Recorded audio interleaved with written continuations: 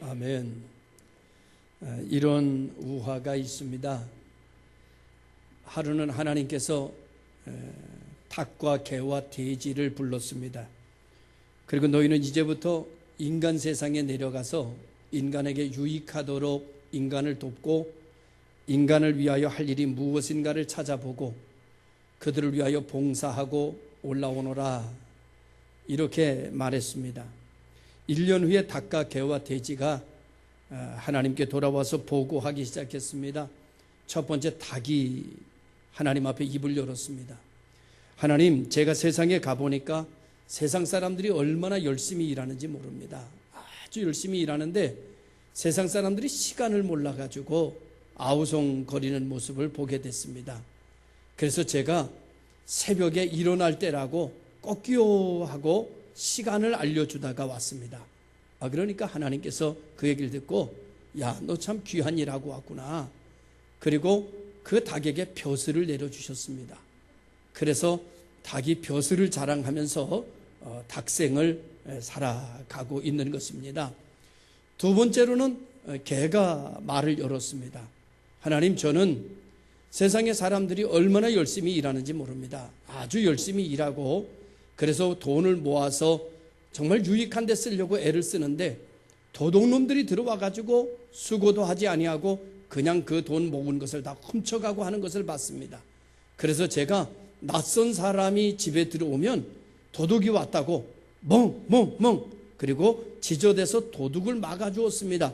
그래서 수고한 대로 그들이 수고로 살게, 수고가 헛되지 않도록 제가 만들어줬습니다. 그랬더니 하나님이 들어보시고, 너도 참 큰 일을 하고 왔구나. 그래서 원래는 개가 다리가 3개인데 다리 하나를 더 선물로 주셔서 다리를 4개를 만들어 주셨습니다. 개는 살아가면서 하나님 앞에 받은 선물인 다리 하나가 너무나 귀해서 오줌을 눌 때마다 다리 하나를 들고 이렇게 오줌을 눈다고 그럽니다. 이게 하나님 앞에 받은 선물이 더러워지면 안 되니까 다리 하나를 들고 오줌을 눈다고 그럽니다. 그 다음에 돼지가 올라왔습니다.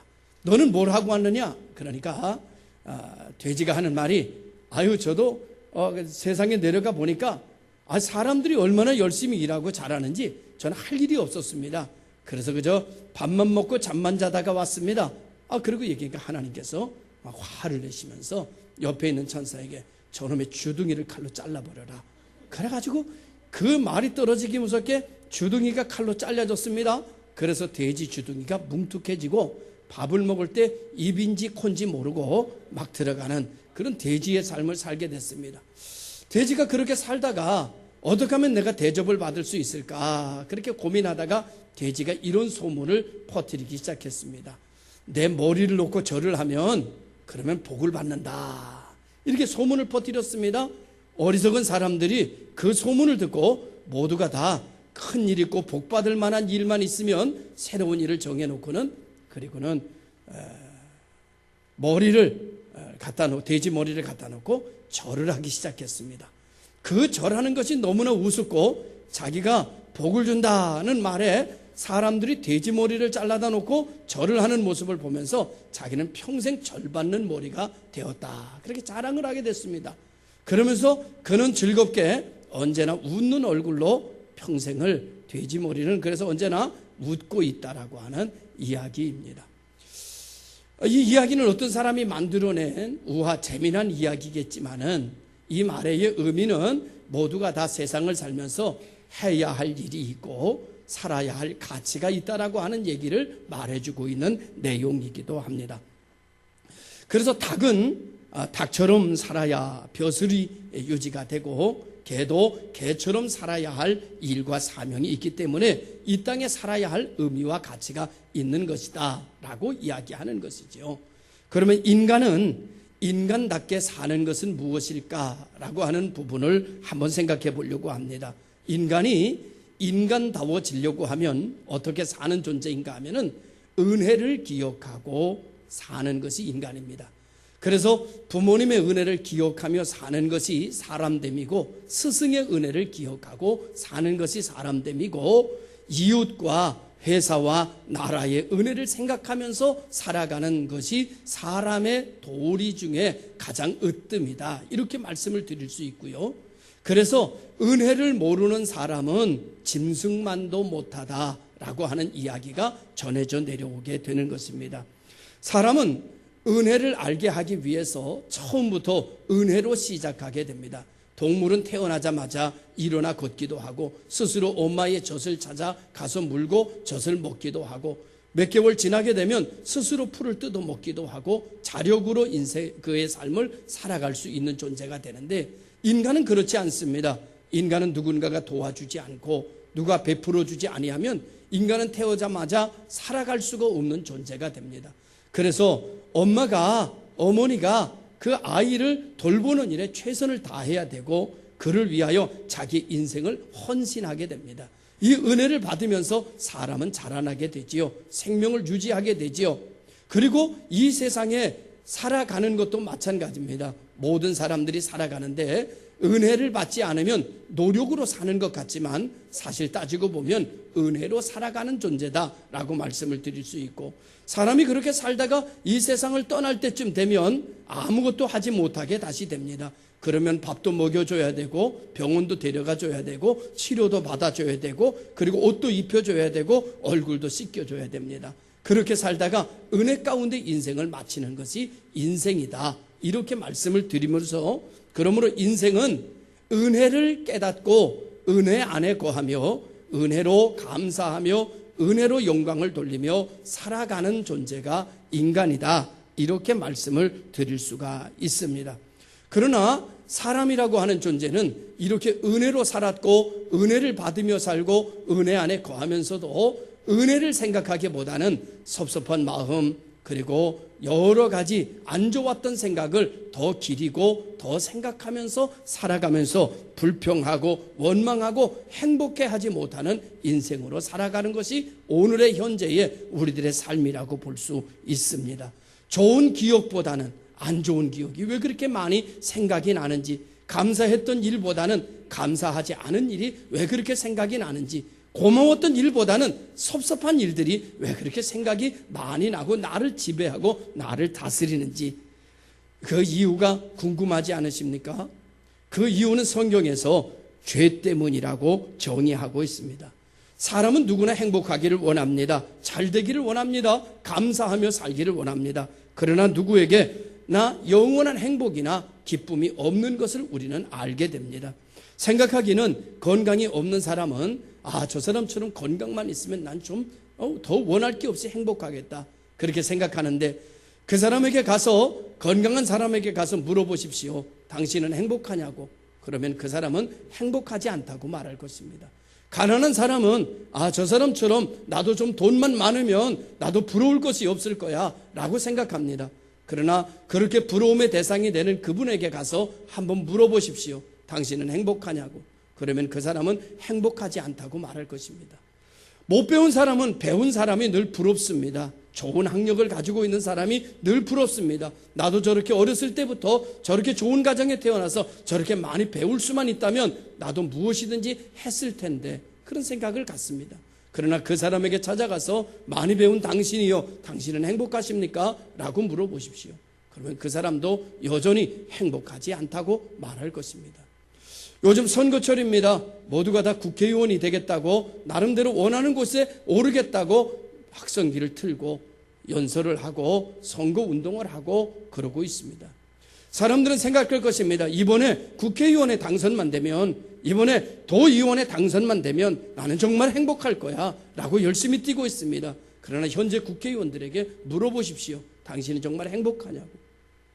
심지어 여러분, 예전에 어떤 대통령께서 말씀하시기를 대통령이 얼마나 힘든가, 대통령 힘들어서 못 해먹겠다 라는 얘기까지 한 적이 있는 걸 우리는 기억합니다. 이렇듯 우리가 가지지 못한 것을 가지면 우리가 행복할 것처럼 여기지만, 인생은 갖고 싶은 것을 갖는다고 하더라도 거기에는 행복이 없다는 것을 증명해 주는 자료는 얼마든지 우리가 가질 수 있습니다. 우리의 삶을 봐도 예전보다 훨씬 나은 삶이 되었습니다. 그런데 우리는 행복하지 않습니다. 우리는 감사하지 않습니다. 왜냐고 하면 우리는 죄 가운데 있기 때문입니다. 성경의 말씀이 진리냐라고 물으신다면 성경의 말씀은 진리입니다. 아무리 많은 것을 가지고 아무리 호화로운 주택에 살아도 죄를 지은 사람은 행복하지 않습니다. 죄 가운데 있는 사람은 불안하고 초조합니다. 그리고 근심이 그를 지배합니다. 경찰을 차만 봐도 그는 도망치기 시작합니다. 죄를 지은 사람은 아무리 좋은 조건을 가져다 줘도 행복할 수가 없습니다. 그런데 성경은 우리에게 말합니다. 모든 사람은 죄를 범하였으며 하나님의 영광에 이르지 못한다고. 우리는 영광에 이르고 싶습니다. 그런데 영광에 이를 수가 없습니다. 무엇 때문인가 하면 성경은 죄 때문이다라고 이야기하고 있습니다. 그래서 성경은 우리에게 이렇게 말합니다. 내가 하나님의 영광에 이르기를 원하면, 내가 정말 행복하기를 원하면, 내가 정말 영생하기를 원하면, 내가 정말 만족이라는 것을 알기 원하며 그 만족이 영원한 것을 찾기를 원한다면 죄사함을 받아라고 말합니다. 오늘 우리는 죄사함 받는 길을 찾아야 합니다. 죄사함 받고 의롭다함을 얻는 길로 나아가야 됩니다. 왜냐하면 의로운 사람은 두렵지 않기 때문입니다. 의로운 사람은 경찰서 앞을 지나갈 때도 겁먹지 않기 때문입니다. 천만인이 진친다 할지라도 의인은 두렵지 아니하리로다 라고 성경은 기록하고 있습니다.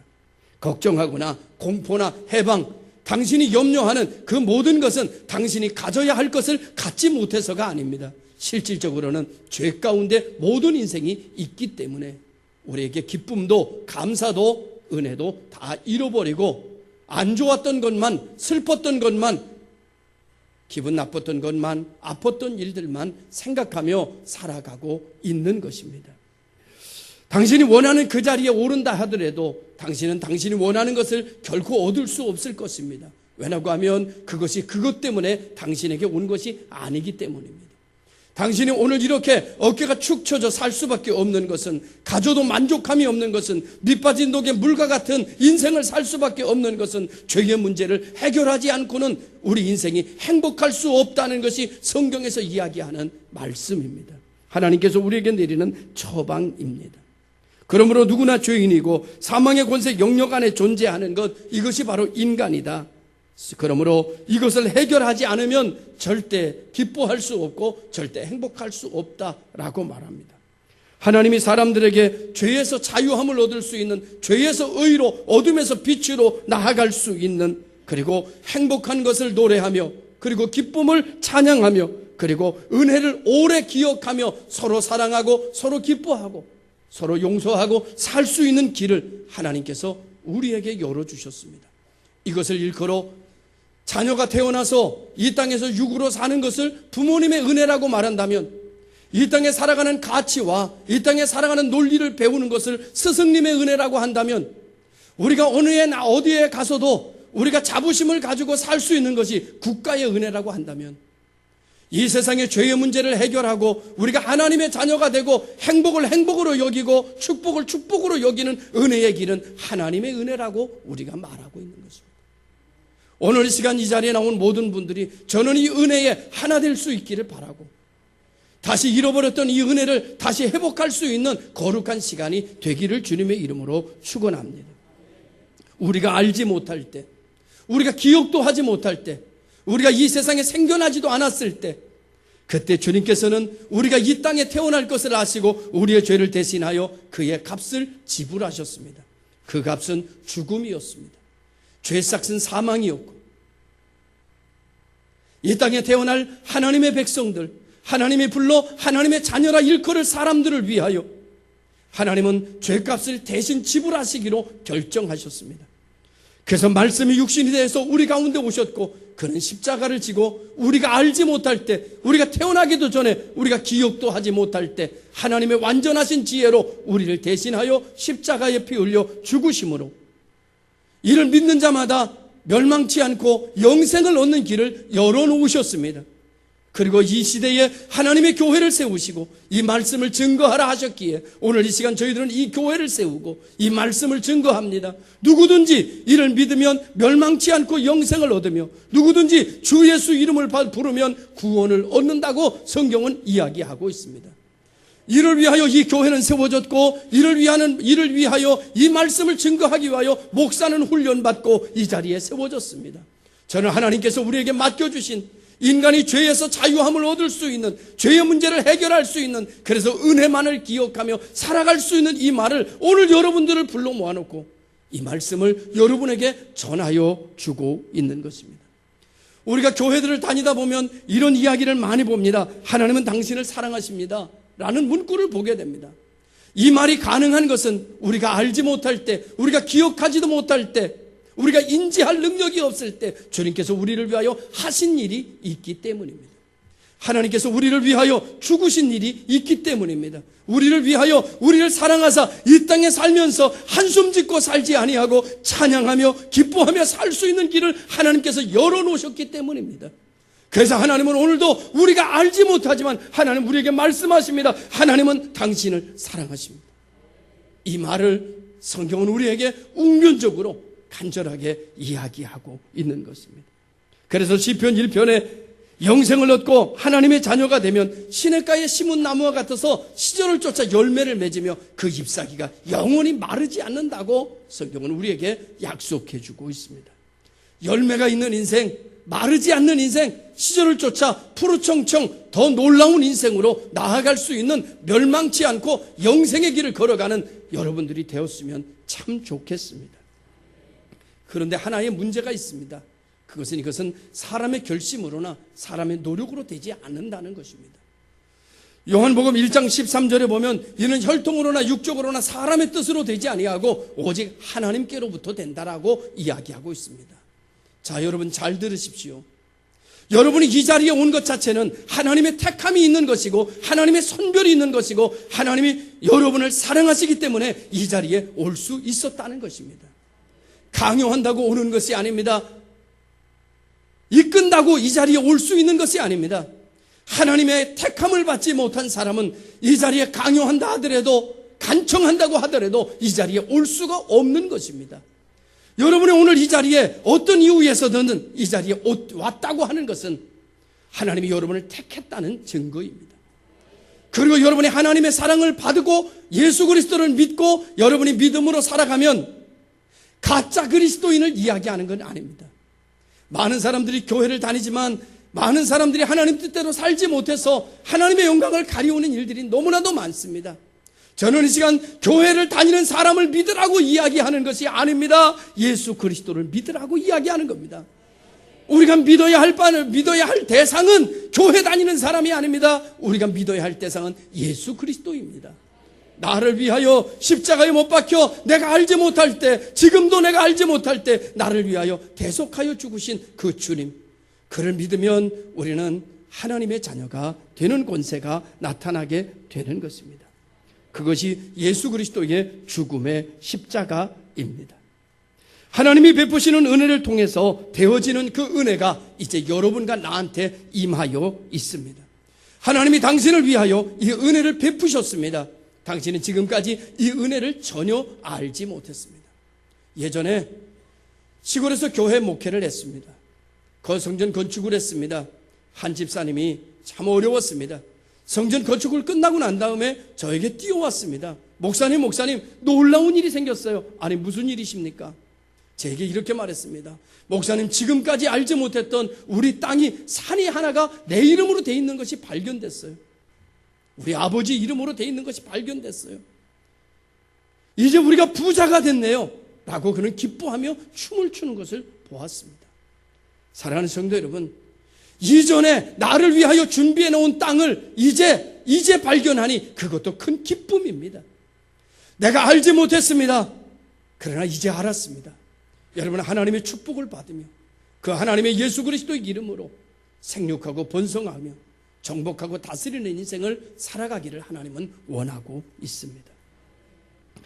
지금은 우리가 다 알지 못하지만, 이 한 시간 가지고 다 이야기할 수는 없지만, 당신이 계속 믿음을 가지고 신앙생활을 지내다 보면 알지 못하던 것을 알아지게 될 것이고, 믿지 못하던 것이 믿어지게 될 것이고, 당신이 먼 훗날 정말 하나님의 은혜였다라고 고백하는 분들이 되어지게 될 것입니다. 사람은 은혜를 한 번에 다 알지 못합니다. 부모가 돌아가시고 난 다음에야 부모님의 은혜를 다 깨닫는다고 그럽니다. 스승이 사라지고 난 이후에야 스승의 은혜를 안다고 그럽니다. 제가 양평에서 목회를 오래 했습니다. 오래 하다가 그 교회를 떠나서 지금 여기 14년째 목회하고 있습니다. 양평에서 목회할 때 그 교인들을 어쩌다 한 번씩 만날 기회가 있습니다. 그러면 그들이 그렇게 말합니다. 목사님 계실 때가 참 좋았어요. 목사님 계실 때는 왜 그걸 내가 몰랐는지 모르겠어요. 라고 이야기합니다. 그렇습니다. 사람 진짜는요, 시간이 지나야 발견됩니다. 가짜는 그 순간에 알 수 있지만, 그 순간에 진짜인 것처럼 속지만, 진짜는 그 시간에는 별로 빛이 나지 않습니다. 시간이 오래 지나야, 오래 그 자리에 머물러 있어야 열매가 맺혀지게 되고, 그리고 진리를 알게 되어지고 고백되어지는 그런 특성을 지니고 있습니다. 이것을 성경은 고린도후서 4장에 뭐라고 비유하는가 하면은, 예수를 영접하고 믿음으로 살면 질그릇에 담긴 보배 같다고 말합니다. 우리는 질그릇입니다. 질그릇을 대접하는 사람은 없습니다. 그러나 그 안에 보배가 담긴다면 말은 달라집니다. 우리는 질그릇입니다. 그 안에 하나님이 담긴다면 그거는 내용이 달라집니다. 나는 질그릇입니다. 그러나 내 안에 쓰레기가 담긴다면, 죄가 담긴다면, 불만과 원망과 투정과 한숨과 좌절이 담긴다면 그것도 인생은 달라집니다. 당신의 인생 속에 무엇을 담느냐에 따라서 당신의 격은, 당신의 인생은 그만 달라지게 됩니다. 당신은 무엇을 담으시렵니까? 하나님은 오늘 하나님을 우리의 인생에 담을 수 있는 길을 열어주셨습니다. 예수 그리스도를 믿어라. 그리하면 너는 나의 자녀가 될 것이며, 내가 너를 도울 것이며, 이제 너는 찾으면 찾아질 것이고, 두드리면 열릴 것이며, 구하면 얻어지는 역사가 일어나게 될 것이다.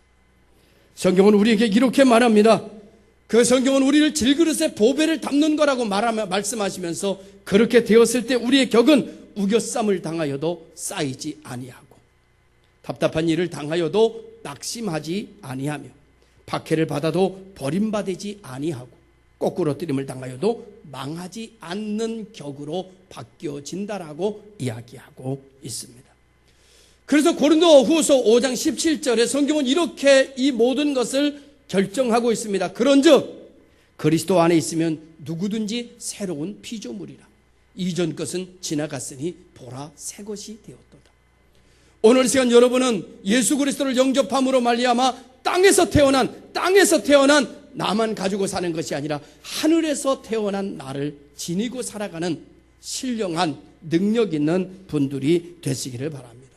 그래서 어둠에서 빛으로, 멸망치 않고 영생을 얻는 자로, 그리고 하나님의 축복의 대상이 되고 하나님이 동행하심으로 어디 곳에 있든지 하나님의 도우심을 받으며 은혜가 넘치는, 그래서 인간의 본분된 은혜를 생각하고 은혜 안에 살다가 은혜 가운데 천국으로 인도함을 받는 여러분들이 되시기를 주님의 이름으로 축원합니다.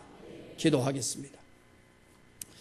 참 좋으신 아버지 하나님 감사합니다. 영광 받아 주시옵소서. 이 시간 예수 믿고 구원받는 하나님의 자녀들 되게 하여 주시옵소서.